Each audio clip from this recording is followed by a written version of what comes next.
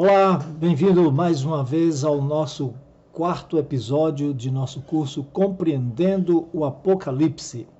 Quero agradecer ao seu suporte em divulgar esse vídeo para os seus amigos e assim permitir que mais pessoas conheçam a respeito desse projeto de estudos do livro maravilhoso da Revelação.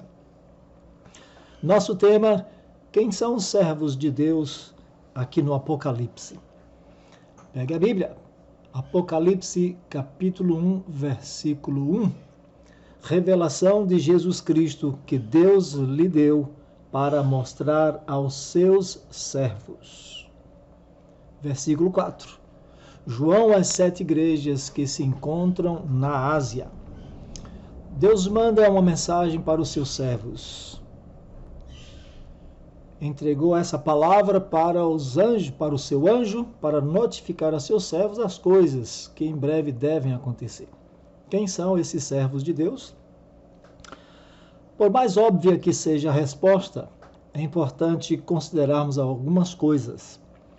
Primeiro, que o reino de Deus não tem fronteira, não está circunstanciado a uma região, não compreende uma etnia específica, não é um povo específico, nem uma igreja em particular. Conforme diz o apóstolo Pedro em Atos 10, verso 35, pelo contrário, em qualquer nação, aquele que teme a Deus e faz o que é justo, lhe é aceitável. Por aí você já tem uma pista de quem são os servos de Deus. Temer a Deus e obedecer.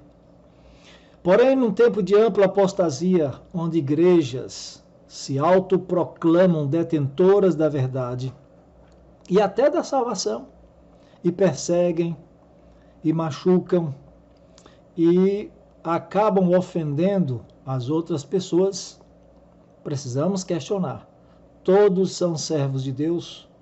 Como nós identificamos os servos de Deus na Bíblia?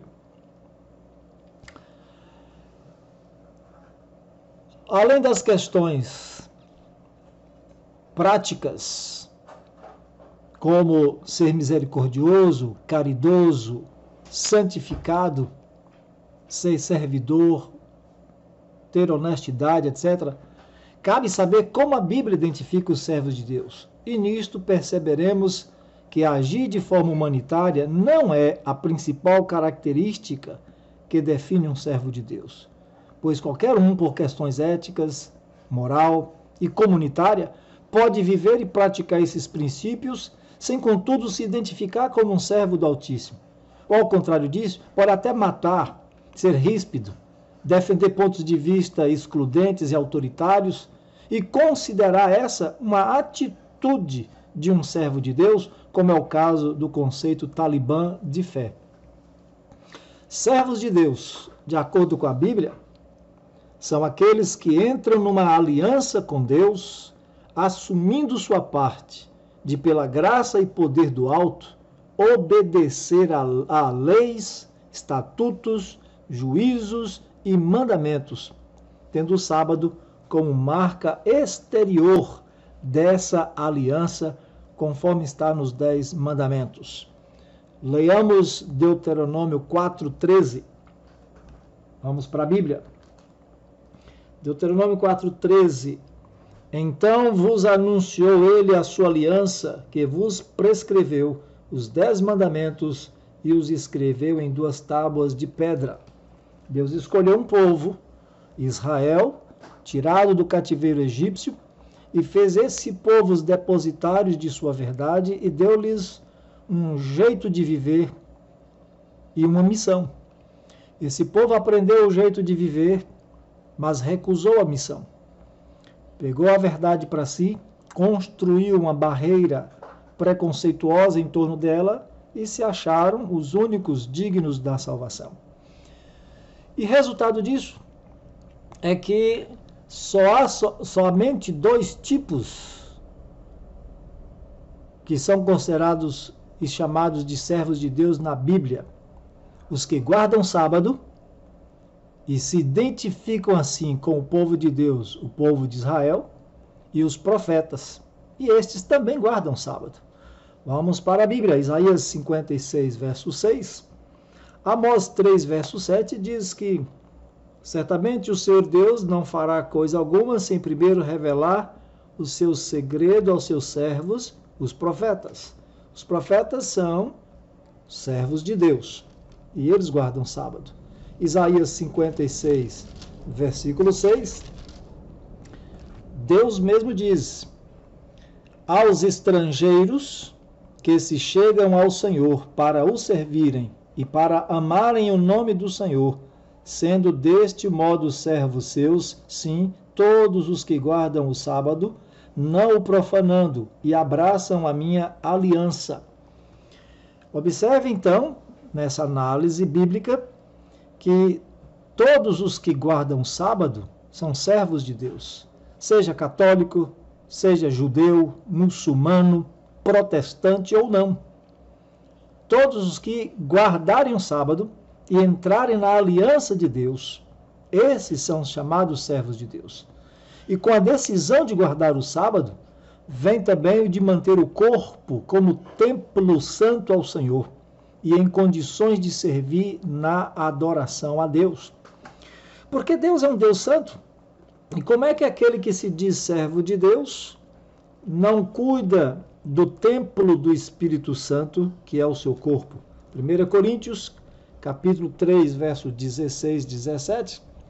Não sabeis que sois santuário de Deus e que o Espírito de Deus habita em vós? Se alguém destruir o santuário de Deus, Deus o destruirá. Porque o santuário de Deus, que sois vós, é sagrado. Então Deus exige que aqueles que se dizem ser seus servos ande em santidade com ele, guarde o sábado, guarde os preceitos morais que estão contidos em toda a palavra de Deus, de Gênesis ao Apocalipse. Os servos de Deus são aqueles que são selados pelo Espírito Santo quando creem no Evangelho, quando aceitam a Jesus como Senhor e Salvador.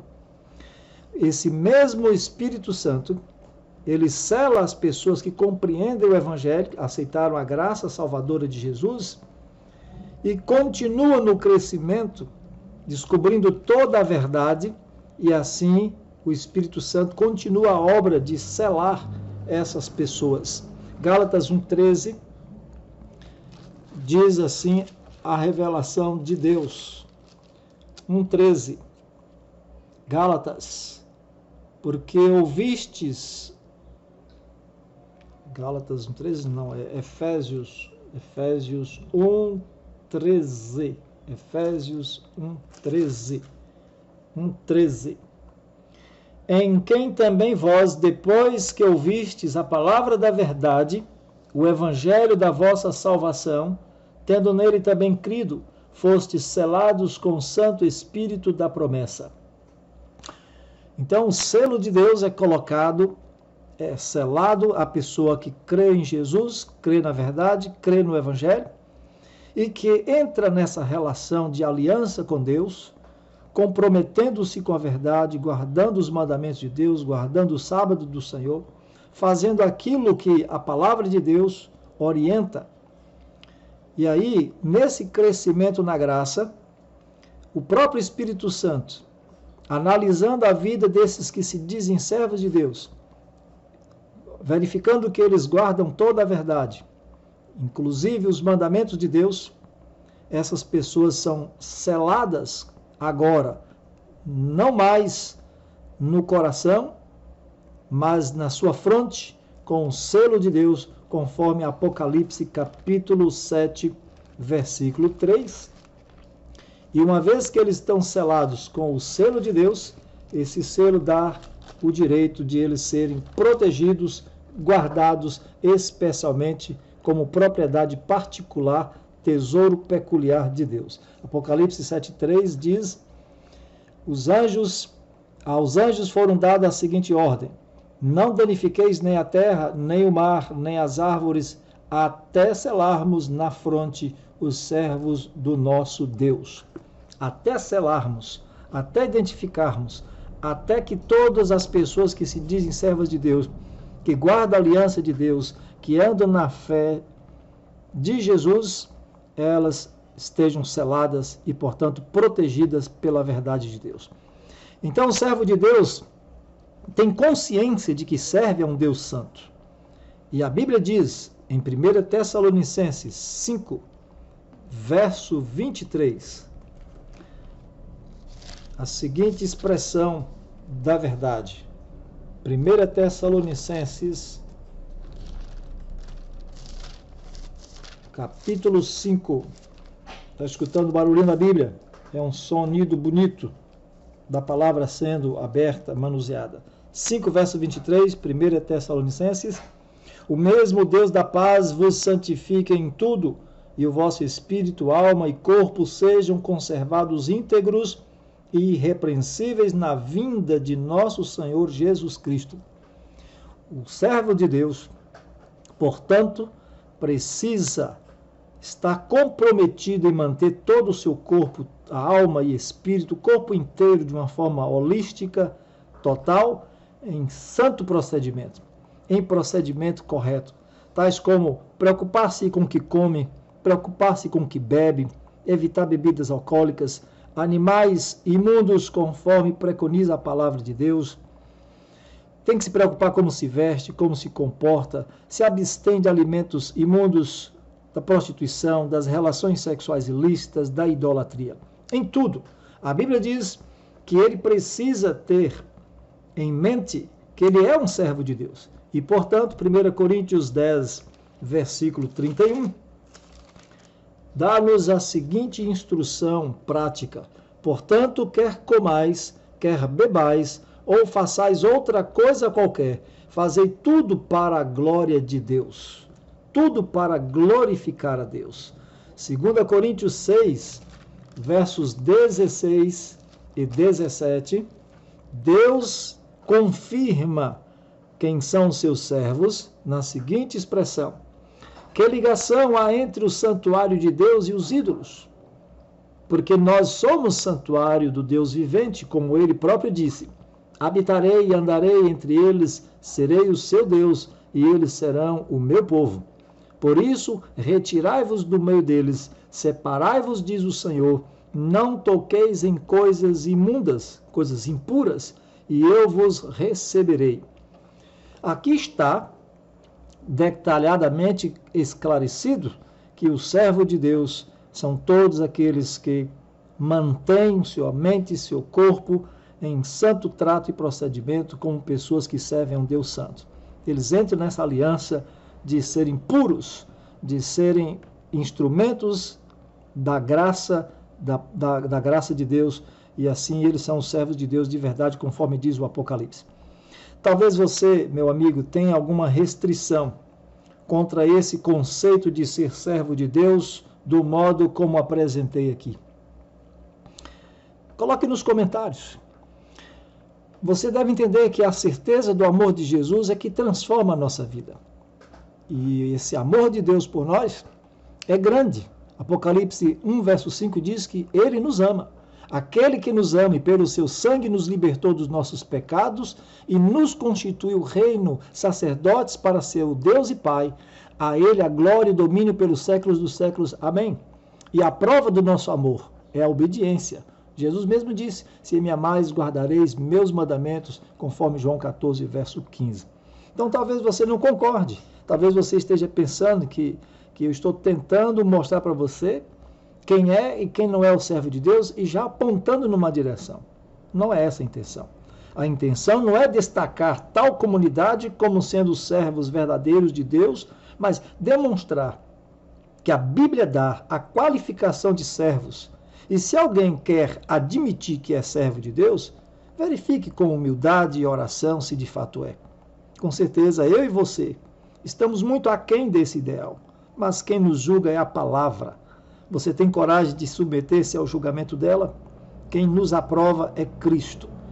Crê no Senhor Jesus, seja servo de Jesus, aprenda a obedecer a palavra de Deus, examine aquilo que a palavra manda a nós obedecermos e aquilo que ela pede para que a gente evite. e você vai descobrir se é um servo de Deus e quais são os servos de Deus a quem João enviou esta mensagem. Com certeza foi para você, com certeza foi para mim. Então, que Deus nos abençoe. Muito obrigado pelo seu carinho, sua atenção. Eu espero que você esteja divulgando esse vídeo. Próximo estudo nosso, quem é Jesus? Ele é Deus? É um homem? Apenas um mito?